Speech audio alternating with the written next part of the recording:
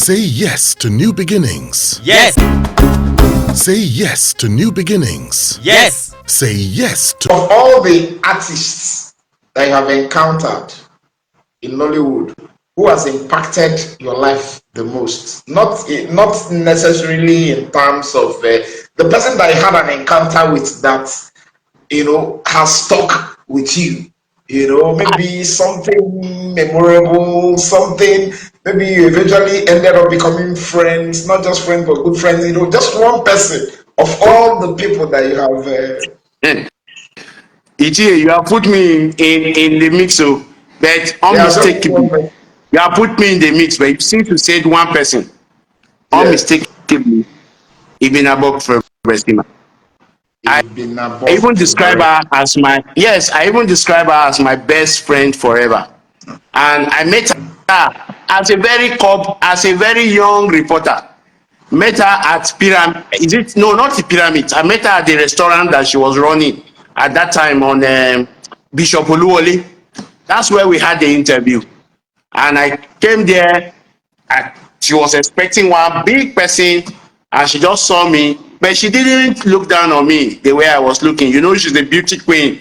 She was shining and everything, and she received me very well. Had the interview done. She started just talking to me generally about life, because that lady, she has so much in her head in terms of inspiring someone, in terms of talking to you beyond your work. And even after the interview was published, she kept on, checking on me, not checking on me, making sure that everything is fine. Anywhere we saw, she was always interested in my growth, and all that, telling me what's what's going on, how are you, we've not seen for a long time, and all that, so sending me books to read, and all that.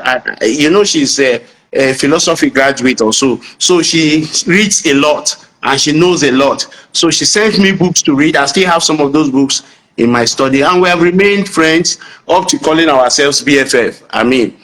Now, which was the most memorable story you wrote as a Nollywood reporter?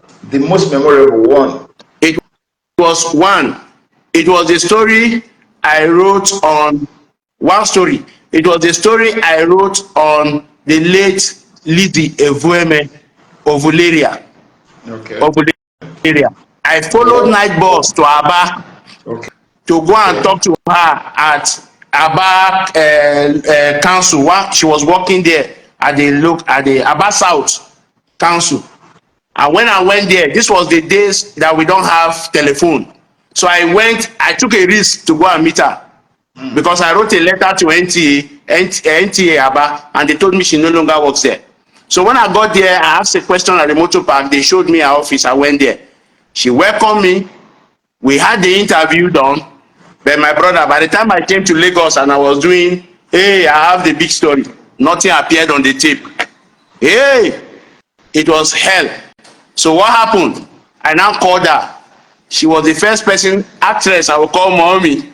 I say, mommy, deadline is on Saturday. Nothing appeared on that phone. And you know what the woman say? Ewo, ekuku nifa, how did she say it in Igbo? Eku nifa or something.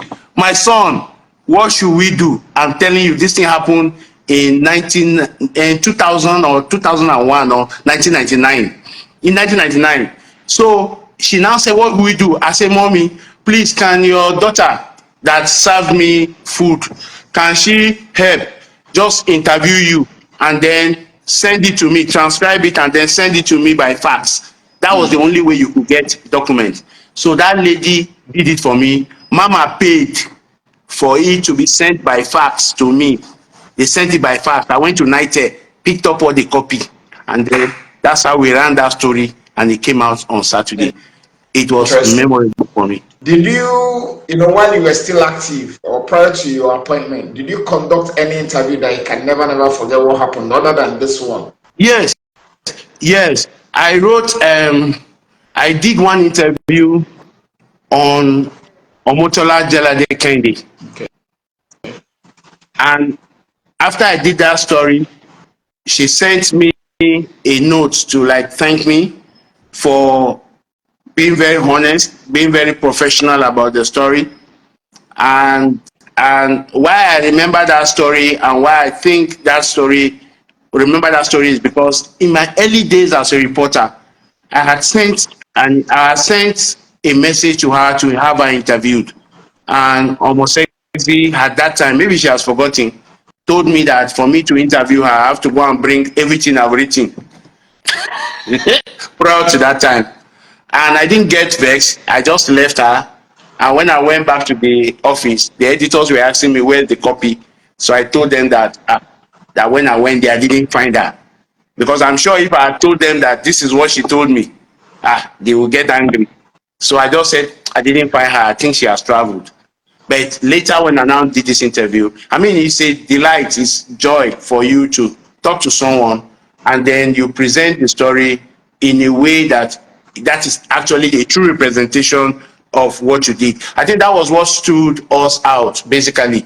We never went out of our way to run down anyone, to do anything that is not part of what we wrote about and all that. So that's one story that I can always remember.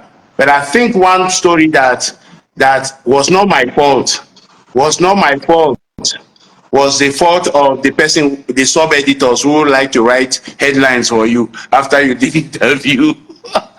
That one, up to today, I can never forget. Was interestingly somebody that I had an interview. No, not an interview. I covered an event and I wrote a